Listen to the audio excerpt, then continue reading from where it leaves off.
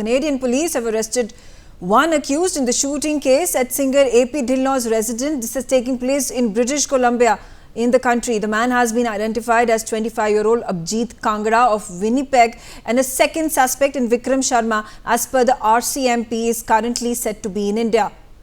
The attack took place on 20th of September, where the two suspects released a video showing gunshots at the residence and also setting two vehicles on fire. The Lawrence Bishnoi gang has claimed responsibility for this attack. They started threatening AP Dhillon after he released a song with Salman Khan, who himself has been a target of the Lawrence Bishnoi gang for the past few years. Let's start our conversation. This is a complicated issue. These are these Indo-Canadian gangs that are functioning on the soil of Canada. And while there is a massive diplomatic row that has erupted between the two countries, it is these gangsters, these criminals, these terrorists that are taking advantage of this feud that has only worsened between the two countries. Let's start our conversation. Ambassador Basuti Mukherjee, how do you view these gang wars, and particularly fresh allegations coming in from Canada which are unwarranted, without any evidences, attacking India? The government of India is saying there are government agents involved in actually allegedly spreading violence, spreading criminal activities, and how somehow the government of India is sponsoring the Lawrence Bishnoi gang to spread criminal activity in Canada. Well, thank you, Megha, for having this discussion. The government of India has repeatedly told the Canadians privately that there are gang wars being waged in Canada by people of Indian origin operating in Canadian soil, many of whom have Canadian passports, and many of whom are actually wanted by government of India in India for heinous crimes in India. So we have sought their extradition, which has been refused. Under those circumstances, if there are gang wars happening in Canada by people of Indian origin, allegedly being sponsored by people in Indian jails in India, it is for the Canadians to track it, to present us with the evidence so that we can pursue it at home with those gangsters whom we have caught, who have been tried under rule of law in India and who are presently in prison, instead of accusing the government of India at its highest level of having some kind of toxic connection between gangsters whom they claim we have jailed deliberately so that they can organize assassinations and extrajudicial killings on Canadian soil while living under the so-called patronage of government of India in Indian jails. This is absolute nonsense, and the Canadian government is fully aware. The point here, Megha, is that the Canadian government, represented by the Canadian Prime Minister, Foreign Minister, National Security Advisor, etc., appear to have pushed themselves into a corner, because on one hand they've accused us of being responsible for these killings, of sponsoring their killings through gangsters whom we have locked up in Indian jails. On the other hand, they have made absurd accusations against our diplomats and our High Commissioner, saying that they are collecting information with regard to people of Indian origin plotting threats against the Indian state, which I had already stated in an earlier television program with you. Is the job of all professional diplomats to trace threats against the Indian state and to inform the government of India. That is why we are there. That is our job, to make sure that core national security interests are not threatened under our watch, and to inform GOI. That does not mean that the High Commissioner of India in Canada is ordering extrajudicial killings or is in touch with Indian gangsters both in Canada and in India to organize their killings. These are professional diplomats. We have no such training in paid assassinations. So I'm afraid, Megha, that the Canadian government has put itself in such a corner that not only have they put the India-Canadian relationship brought it to a new low, but they have also put other Canadians, opposition politicians, in a difficult situation where maybe the opposition also believes that it is better not to say too much because they have general elections coming up. They need some votes of this marginalized group. They want the marginalized group to bring down Trudeau so that they can come to power. And after that, it remains to be seen, Megha, whether the leader of the Canadian opposition, who has cancelled the Diwali celebrations day before yesterday, whether he will be able to turn a new page on India-Canada relations, or whether by the time he becomes Prime Minister of Canada, he would have brought down Indo-Canadian relations to such a low that it would take decades for India and Canada to make good the damage, to bring it back to its original level or to bring it to a new level. I actually remain profoundly pessimistic because every day that passes, I see Indo-Canadian relations going to a new low. Megha. Okay, all right. I also have with me Major General Sudhakar ji. Now, a situation such as this that has arisen where there is trust deficit from the Canadian side, there's at this point of time speculations being raised about how India needs to now tackle the Canadian government in the kind of these very strong allegations that are being leveled against India without any hard evidence. And here it is, we were tackling the Khalistani issue at one hand, and now there is another charge that has been levied on India, talking about the Lawrence Bishnoi gang, which at this point of time is notorious not just in Canada, but the genesis of it over here in India. Death threats being issued to Salman Khan. There has been tightened security that has been provided. Statements after statements that have been given by the law and order agencies that they are at this point of time making every single effort to stop this gang from operating, even though their leader is behind bars. How do we take this up with Canada right now, and should the focus not be on stopping these Indo-Canadian gang wars that are taking place? And you think, had the India and the Canada government been in a better position cooperating with each other, Canada would not be facing such a serious law and order issue that it is? Absolutely, Megha. Firstly, good afternoon. Thank you for getting me to your show, and belated happy Diwali to one and all, and compliments to Ambassador Ma'am for having articulated beautifully in a very comprehensive manner. In a situation like this, I'm a military man. Military always remains prepared for the war to achieve peace. So that aside, all I would say, with limited knowledge about diplomacy, I have been to abroad. If I have any problems, then I would rush to the MA or the DA or the diplomatic mission of India for my safety and upkeep. There is nothing wrong in this. I personally feel my take on the whole issue is that it is a natural panning out of event of desperation. Like Ambassador Ma'am very rightly outlined that the survival, the truth shall prevail. Nothing is going to actually make India's attempts of righteousness be debarred from the rightful position of our assertion.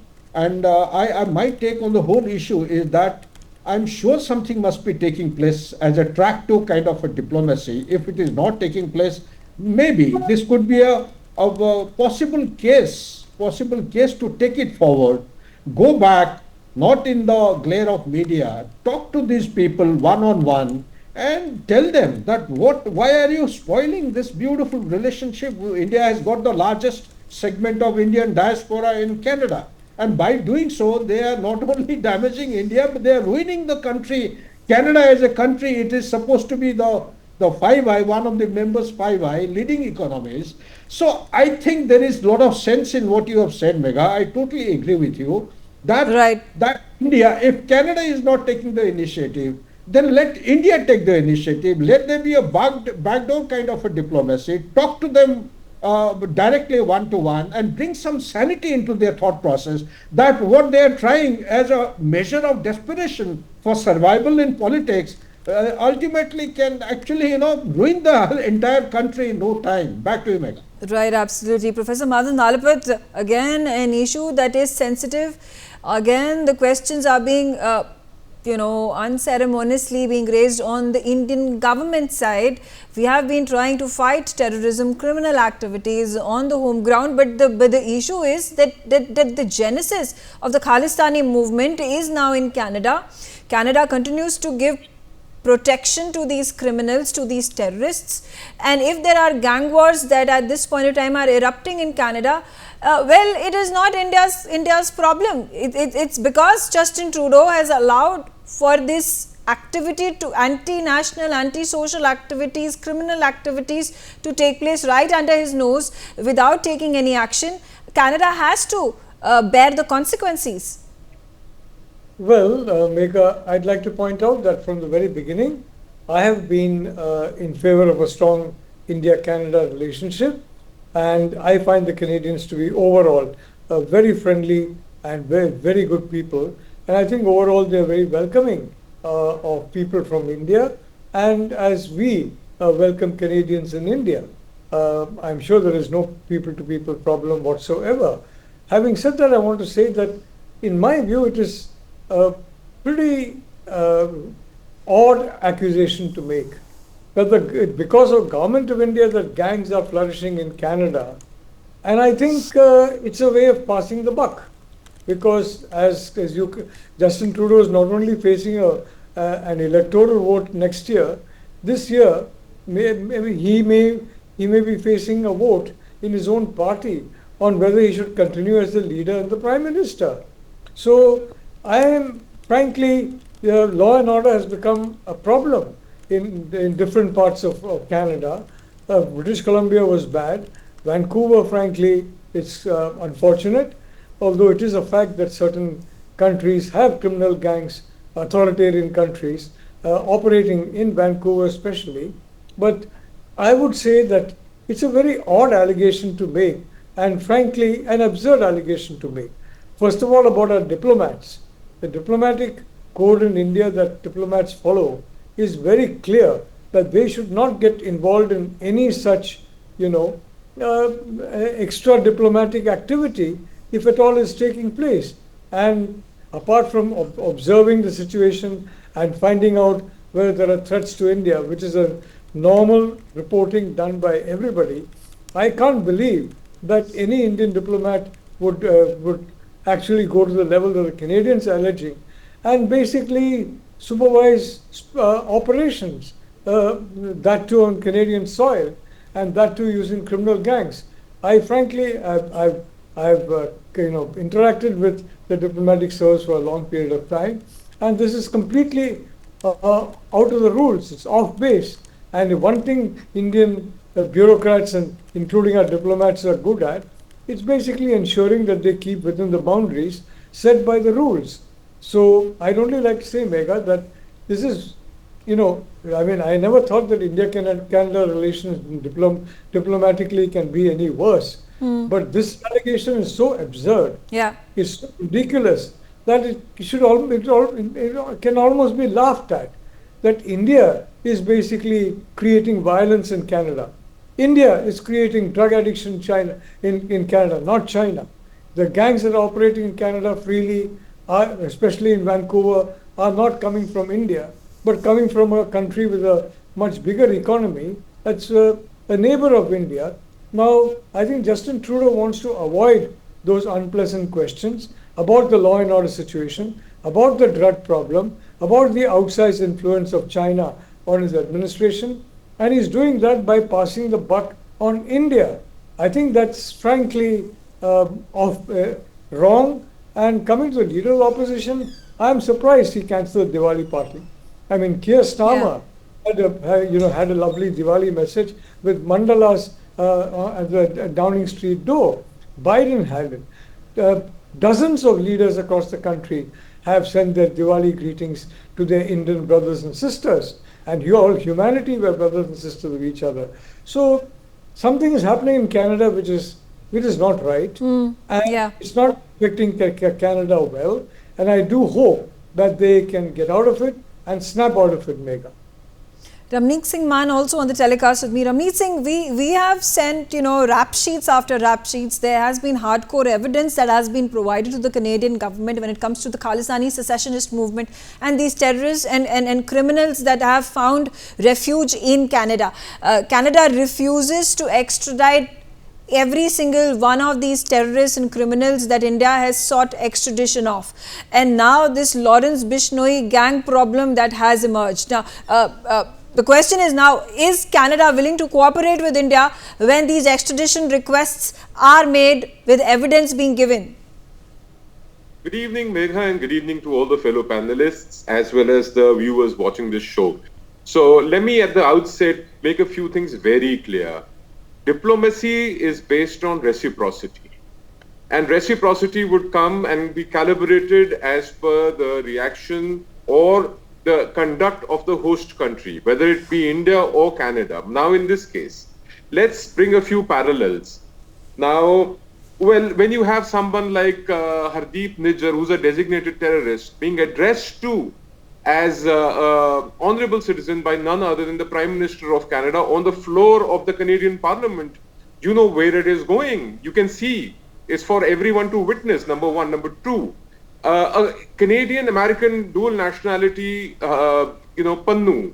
So, Gurpatwant Pannu constantly threatening India, balkanization of India, breaking away of Punjab from India and large parts of Rajasthan, Uttarakhand, Delhi and Himachal away from India, and talking about a secessionist movement, a separatist movement in India. They are clearly threatening the national security and integrity of my country.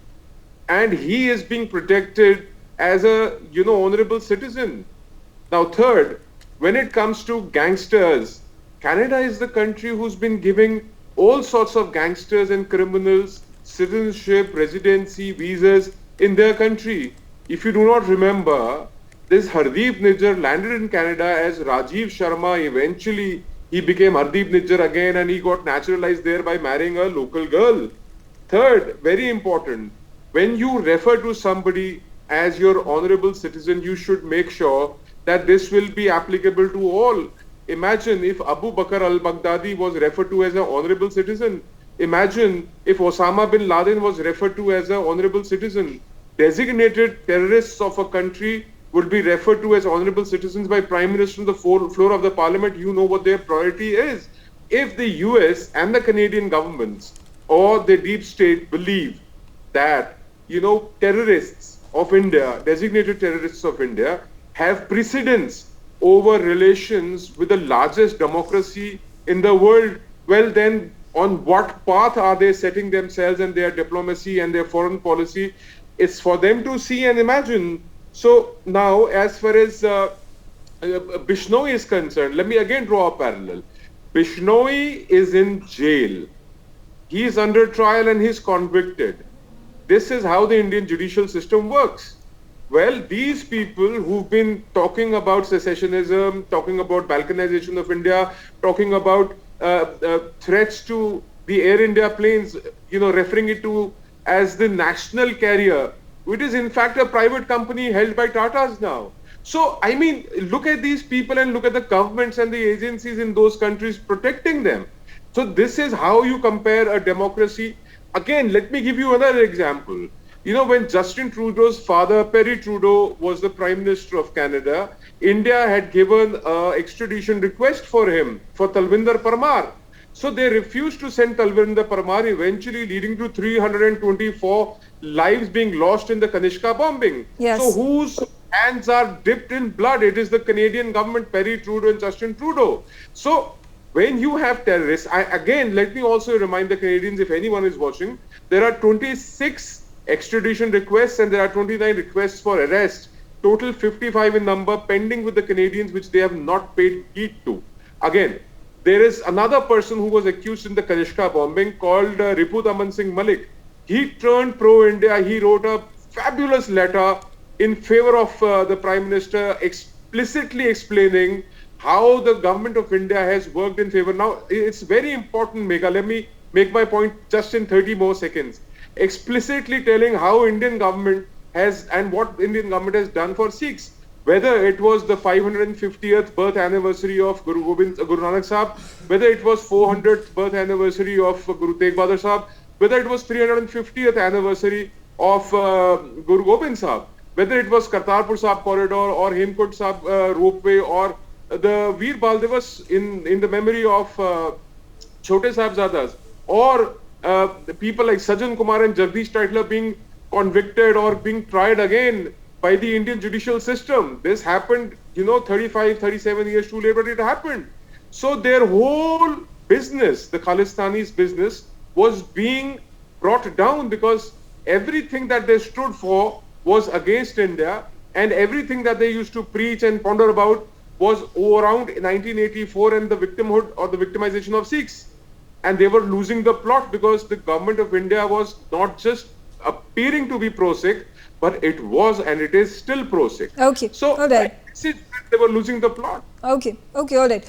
Ambassador Mukherjee, then at this juncture where Justin Trudeau is sort of sidetracking the issue of the Chinese interference in the Canadian elections, obviously there is at this point of time kind of a political pressure that has been built on all political parties, whether it is the Conservatives or it is the Liberals, to woo and cater to a certain segment of the society, the extremists, the New Democratic Party, which is led by Jagmeet Singh at this point of time, likely, in all likelihood, to be the kingmaker. How much of a, this menace, whether we talk about the drug menace or we talk about this gang wars that are taking place, terrorism that is emerging, originating from Canada, how much can Canada take until it implodes? I don't think Canada is going to implode. It's a developed country. It's built on the principle of multiracialism. They have a big problem in Quebec, which has not gone away anywhere. Quebec is a much bigger problem for Canadian federalism than ever Khalistan can be, because Khalistan has no support in India, and Khalistan doesn't have support among the enormous Indian diaspora in Canada, including the Sikhs. And I would like to congratulate Mr. Mann for his clear portrayal of what he has explained. The point here is that Canada today is on the brink because it faces a severe economic crisis. It has a severe law and order problem, and it has, over the years, beginning from Pierre Trudeau right down to Justin Trudeau, it has been nourishing terrorists in its backyard, and that policy is coming home to roost, because one should not forget that when you nourish snakes and serpents in your garden, one day surely they will turn on you. And therefore, these gang wars that are happening in Canada are gangs settling scores between different groups of terrorists, etc., or even maybe law-abiding citizens. But it is a Canadian problem, it's not an Indian problem.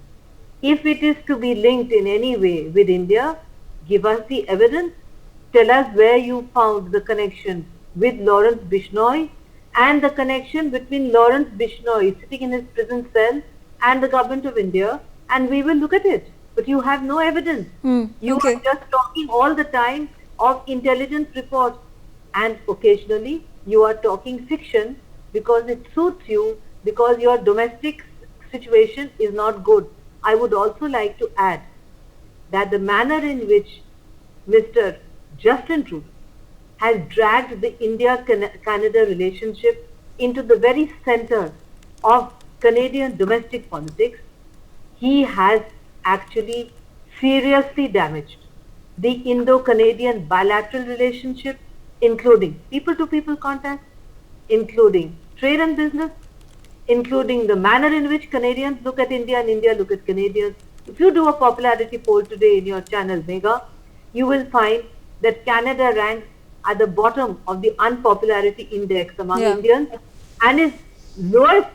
Pakistan is much higher, and so is China. That's something Mr. Trudeau should think about. If you ask a man on the street or a woman on the street, they'll tell you that they think that the country that is the worst for India is Canada, not Pakistan, not China.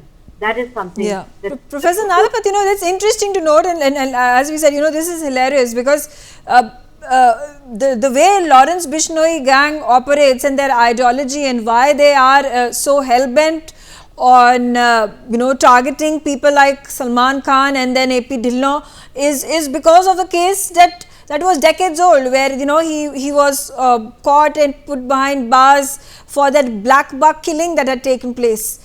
And somehow, some sort of figment of imagination that only Canadian government could have come up with, the CSIS could have conjured, is somehow it is linked to the Khalistani movement. Somehow, because AP Dhillon is being attacked by the Lawrence Bishnoi gang members, it has got something to do with the Indian government. It has got something to do with targeting of the Khalistanis.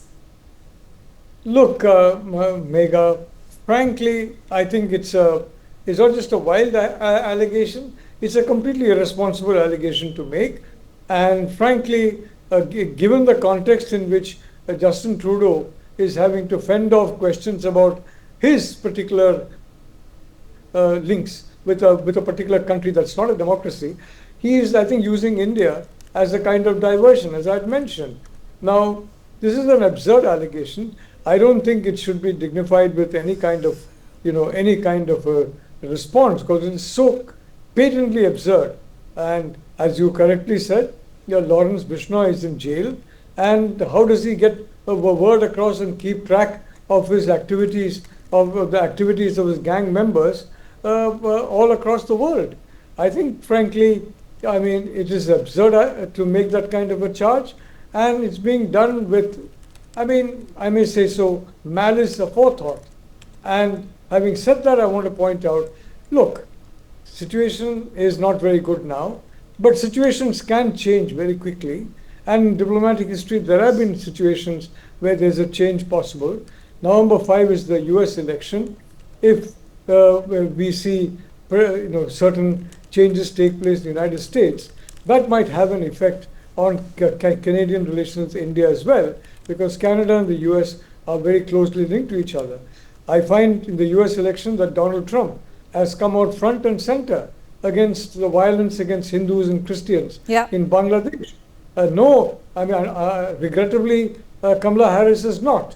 I think that is a very important fact, that violence against anyone, and minorities in particular, because they are more vulnerable, is a human rights violation, a human rights crime, and it should have been called out. But frankly, the Canada is silent on it.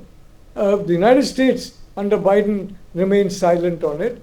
Even the Democratic candidate is silent on it. It has taken Donald Trump to say that this should not take place. So the selective ignoring of human rights violations, Megha, is wrong, and is exactly what the Americans did until 9/11. It was basically ignoring the terror machinery growing up under its nose. What the United States was doing until maybe 2.5 years ago, ignoring the huge way in which China had completely hollowed out the US economy, including manufacturing. I think it's a very risky strategy to follow, and clearly Justin Trudeau is following it, and clearly this is something which is not at all good for the Canadian people. Yeah. And I hope more and more of the Canadian people speak out to ensure that they are preserved from the ill effects of a bad policy by a change in that policy, by basically either changing the leader of the party, or basically or getting him to change his policies to suit the public mood. The Canadian public needs to speak up and speak out, frankly, because this is activity that is harming. Ms. General Sudhakarji, the situation extremely tense. Do we at this point in time wash our hands of it and say it's Canada's problem, you have manifested it, it's the product of how you have been tackling terrorism on your soil? So now don't point fingers at us and make these false, absurd, wild accusations against us. Absolutely. Megha, the only way my military mind gives me a strategy to complement and also give a pat on the back of Indians, every Indian, if we could have a breakthrough with a difficult country as that of our northern neighbor. So why shouldn't it be possible with Canada? I'm sure, I know all the options have been exhausted, but then applying one's rationale in a very objective manner, what comes to my mind is perhaps the vulnerabilities of Canada for a proactive action if the country doesn't behave or is not commensurate with her national interest. Well, we should have a proactive option to hit him hard, nice and properly. And how long can it last this way? Because the stamina and strength of any country in 21st century is going to be limited till the resources are exhausted. I only hope that the leadership in Canada is not actually aiming for that. So having said this, Megha, let me just highlight a couple of issues coming to my mind. Yes, situation is very critical. We also know that it is a gimmick which is going on, and I personally feel as a short-term measure, because nothing has worked out in the interest of the India's national interest, I would say let's list out the possible sensitivities of Canada, say 2019 and 2000. What is it trying to avoid? Basically, the Prime Minister of Canada is trying to avoid bringing China's name into the limelight. 2019 and 2020, there are ample evidences. I am sure Mr. Ramnik and Professor and all the co-panelists will bear me out. It is amply clear about the involvement and the interference in the election because of which Mr. Trudeau came to power. So if that is what he is trying to hide, why don't we pick that up? I am talking as a military strategy. Right. And also try and expose it, number one. Number two. Quickly, sir. Number two, Megha, is we have one of the largest Indian diaspora. Does it mean that amongst our diaspora, we don't have any person out of 700,000 or 7,500 odd people or lakhs? Does it mean that there is no Indian or person of favoring India's national interest who can actually build up or mobilize your opinion as a medium and long term? Because this problem is not going to die out soon. Why am I making this point, Megha, is that we have been silent about the China's involvement in the election of Canada in 2019-20, about which the investigation is in progress. Alongside, we are also ignoring our western border. The ISI is deeply involved in this. For more such videos, subscribe to the NewsX YouTube channel, hit the bell icon.